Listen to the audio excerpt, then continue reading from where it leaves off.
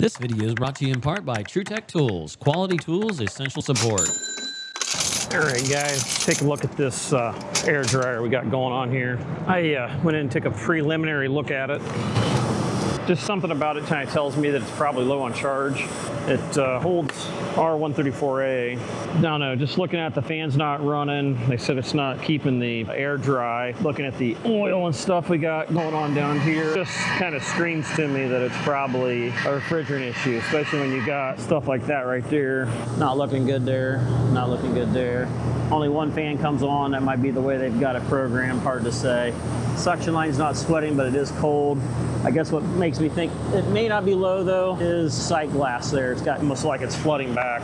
Looking at some of our refrigerant pressures and stuff like that, we got them all right here. 134A, so we're running about 35 degrees. Discharge running, you can read it, maybe about 100. I mean, don't look too whacked out, but like I said, the fan's not running. So I thought we'll scan it for a leak real quick just to see if we hit anything. Looking for a leak usually is never a bad thing because more times than not, especially with all those flare fittings and the vibration.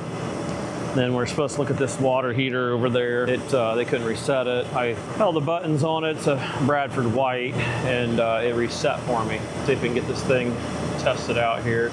We're already starting to get a little something going on here. I mean, we definitely got a leak right there. Look at that, 20 something on that one. And you can look at it and tell that it's probably leaking because you had oil all over the flipping thing.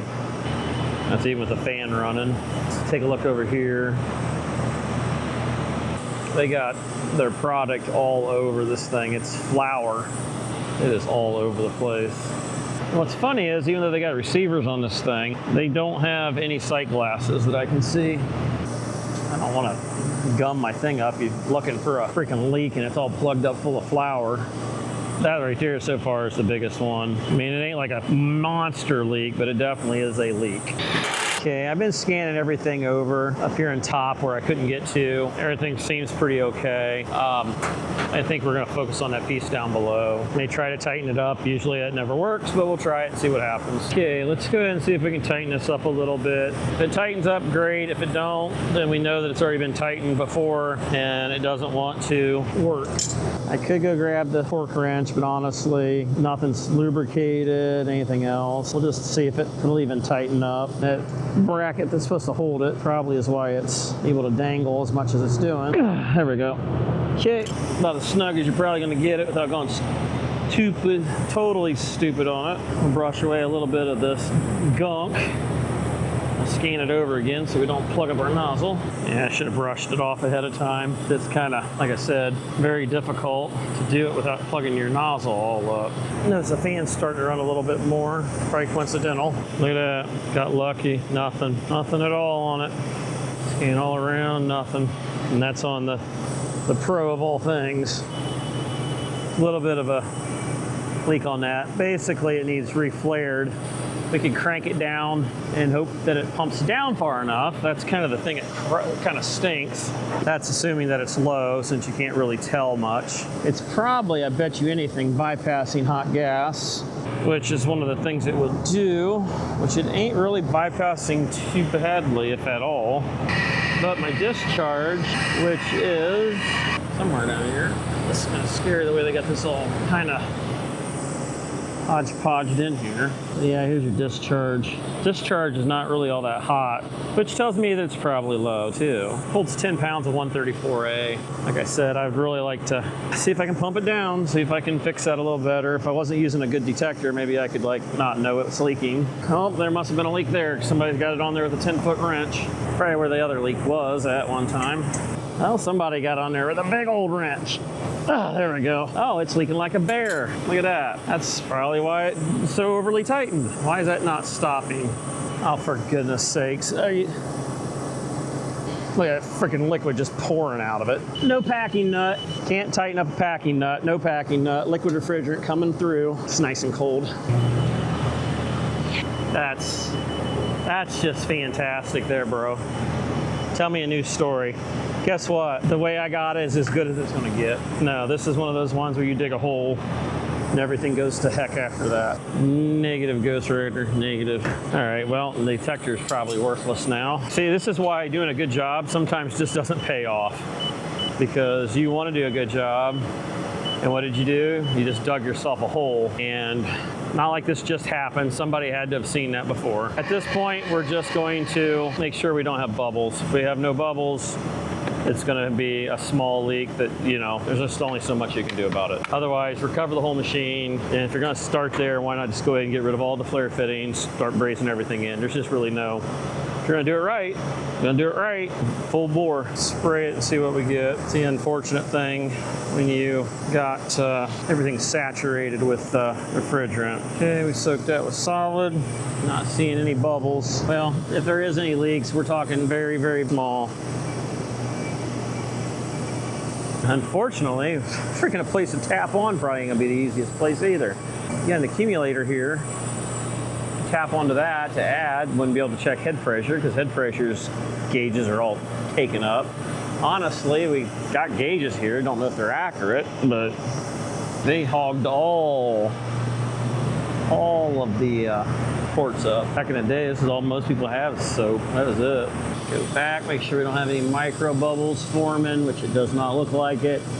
Generally, new guys, you'll have little miniature honeycombs. That's why I always like to shoot with a solid stream. 36-pound suction. Okay, let's scroll down to 134A. So we're running a 42 suction deal there, but man, oh man, oh man, oh man.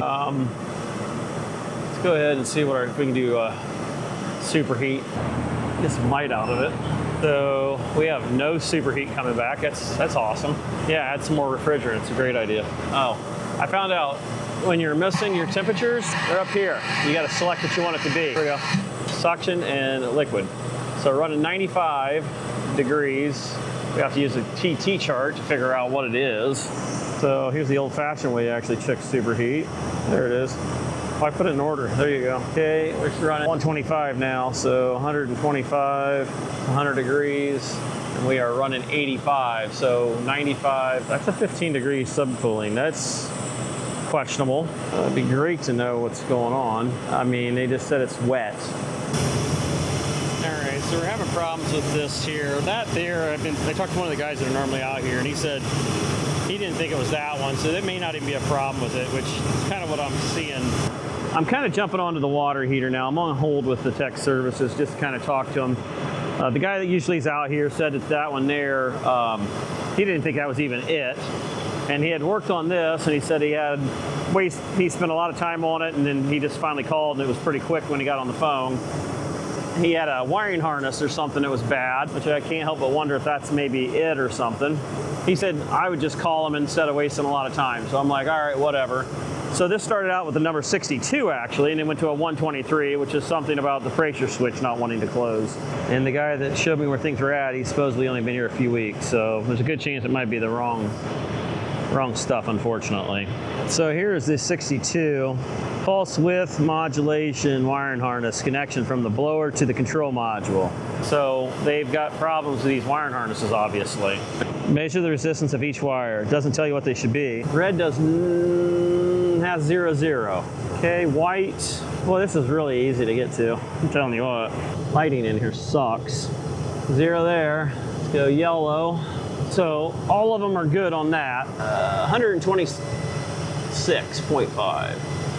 Getting up there on the higher side. So what the guy had me do was verify that I had voltage on the draft motor there, and the draft motor did not want to come on. First thing he had me do was actually turn it off and back on. Supposedly the motor would have started up. I don't do these water heaters that often. Anyhow, that didn't happen. So then he had me unplug the harness there, and the harness, when you unplug it and it has power, it should have went to high speed. It didn't do that. So the controller on the blower motor, which you can replace just this section here, and it's supposedly just 2 bolts, takes apart, and you can leave this gas valve section and 4 bolts down here, and then that should do it. And I said, well, what about the control module?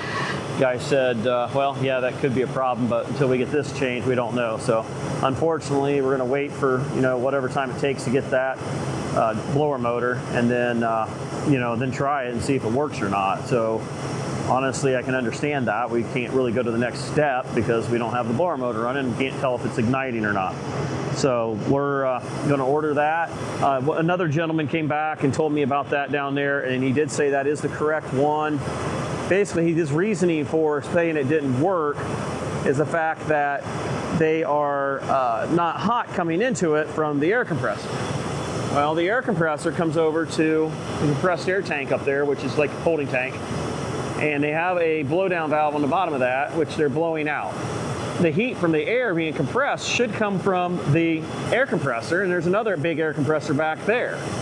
And so if they're not providing something hot, which honestly you don't really want it hot last I checked, I'm like, how do you know that's the problem? If it's not coming in warm here, when you backtrack it to where it normally would make it warm?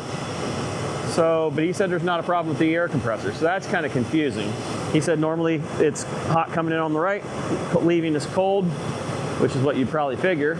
And then the more questions I asked, the less answers I got. We just replaced the compressor on that, I guess, a few months ago. It should technically be probably charged up pretty close, even if it had a tiny little leak. I can't really add something when everything's showing that it's got plenty of subcooling. It's already flooding back. I mean, honestly, I'd like to see it not flooding back, so I may adjust the TXV as much as I'm a little bit leery about doing that, but that's where we're at. All right, so we've got it chucked up, ready to go. I watched it. Superheat goes down to 0, then it comes up. There we go. Oh, there's the weight scale. So it shows, that's cool. I always learn something new about this little thing every so often. I love this gauge set. I mean, I was so anti, because they were so big before. This is a lot smaller. It ain't nowhere near as big as they used to be. It's still a little bit bigger, but you get a lot of information here. That's what I like. And you can see it right there. Another good reason to have these. They got the sight glass there. This is going in super slow. R134A, it's freaking cold outside. We're 24 degrees out. Don't worry though, by Thursday it'll be 69, literally, not kidding, 69 degrees. So you should be able to watch your liquid line. If your liquid line starts going down in temperature, which unfortunately the fan is cycling, which is gonna throw things off, you know you're going in the right direction. But like I said, you got a receiver, so you can't even really go off of that. It's definitely cycling more. Still can hold on to the discharge. Liquid line is starting to come down in temperature, so you know you're on the right side of the world. We need to cut that TXV back a little bit.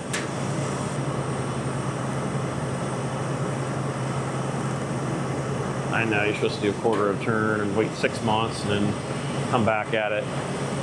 Kind of stopped adding. We're at 14 ounces. Like I said, the temperature in here with that blowing on it is 65, but it was 54 earlier. It is cycling a lot more than what it was, so everything's like a decent sign. That liquid line's having a hard time because it's not getting good connections. That's a little better. Coming up a little bit on the old suction. Superheat. Be nice not to flood the compressor completely out. Still can see refrigerant bubbling around in there. That's never usually a good thing. Okay, now we went too far. We're at 14, but you know what? Technically, we're measuring it right at the compressor. I'd rather, be in that range there. We'll open it back up a touch. We'll open it up just a touch. We're gonna let it settle for a minute because I mean, I rushed this thing. I used to wait forever and ever and ever, and you know what? It just never ended up happening. You can only wait so long. 2 full turns in. So let's go out a half a turn. Oh, look at that. We're at 12 already. I'm just gonna wait. Maybe a quarter. 1, 2. That's half. So we'll watch it for skosh and see how it does. My superheat, of course, as soon as I record, it decides to go down. That's how it always goes. So it was holding great at about 14 area for the most part. Seriously, I mean, if you look at my picture I just sent a second ago, I sent a picture a second ago and there it is, 13.3. And I mean, and it's within 1 pound of what I have there. There it is, back to 11. I like this a lot better than what we were seeing. And we're holding in there at a much more respectable area for the superheat. Things might change a little bit. I hate trying to set superheat when you're cycling the fan like you're doing, but I tell you what, coming back at 0 superheat to the compressor, is not a good idea. And guess what? Check this out. Look at what's going on in the oil. Let me wipe this off. Look at that. You're not getting all that oil and all that volatility in that oil. That oil is setting rock steady. Rock steady. That's going to make that compressor last a lot longer because we're not washing it away. Way, way, way better than what we were. Way, way, way better.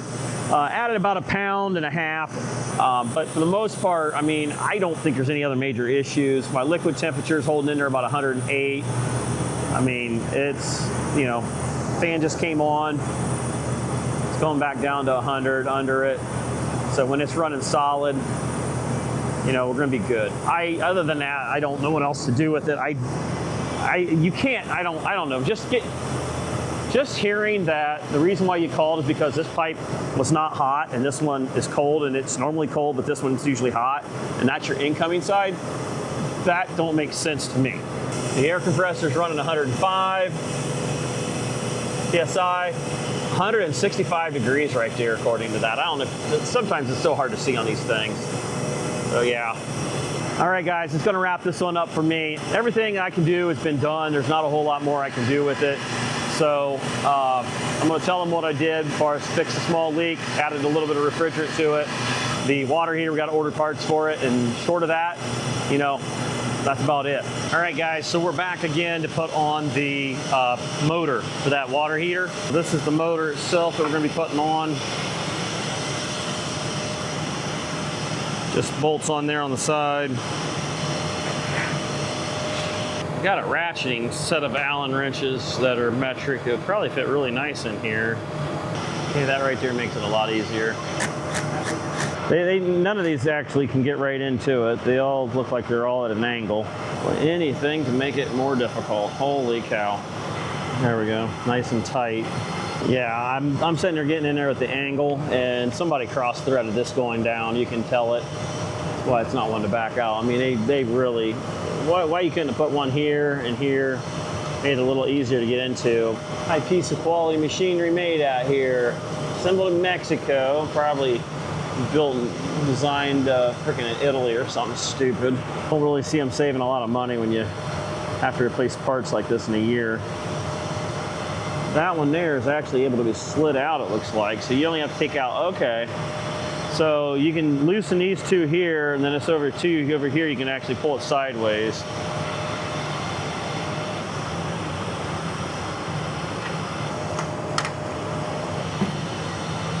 There you go. So they got so much flour, this is a bakery. That just seems like it's pulled right in there to it.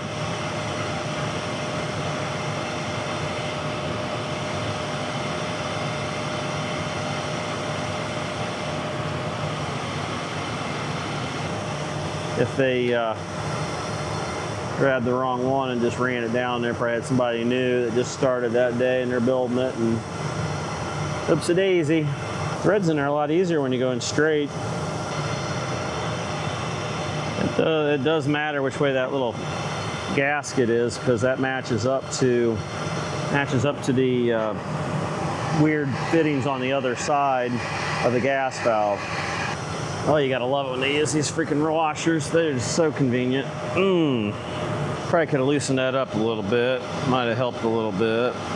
Maybe that's why they got a 9-mile long screw, bolt, whatever.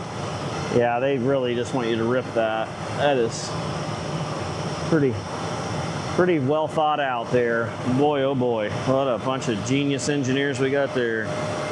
They don't think about, you know, hey, we put this bolted on the side here. They're probably not going to want to tear the whole gas valve system apart.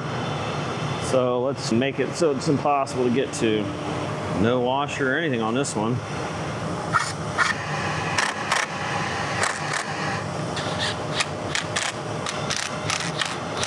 See if we can get this in here.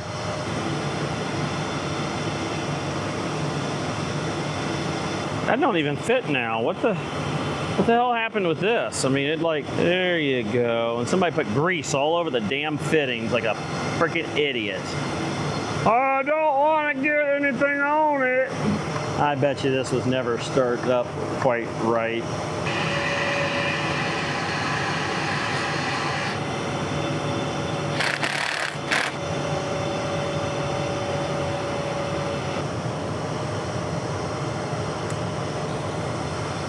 I'm sure that don't leak.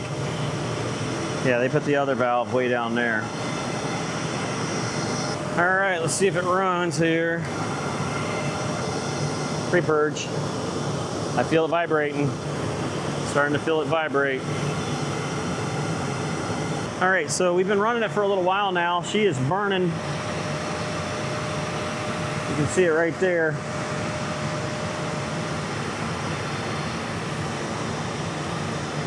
And it's got the flame there. It must be a good thing. Alarm isn't on. The blinking light, I love the way that kind of just draws attention to itself. All right, guys, that's gonna wrap this one up. That's all we had to do on it. So I don't know where I'm going next, but got a bunch of videos to edit, and been playing with the camera, figuring out settings. Some things I didn't have right, some things I did. So if the color ain't great or whatever, we'll figure it out. But this has given me the opportunity to get in tighter and in crappier spots. So anyhow, thanks for watching, guys. Like, share, subscribe. Till next time, later.